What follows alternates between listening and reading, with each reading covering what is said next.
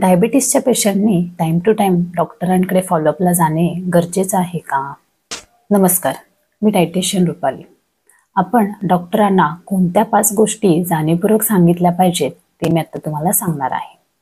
1 number, जेव्हा doctor तुमचा blood report बघत असतील तेव्हा एक गोष्ट आवर्जून सांगा की तुम्ही तुमचे जे औषधं आहेत ती नियमित घेतली आहेत का?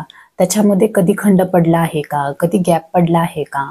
किंवा कधी तुम्ही 8 ते 10 दिवस औषधच घेतलेली नाही आहेत, ही गोष्ट तुम्ही आवर्जून तुमच्या डॉक्टरांना सांगा.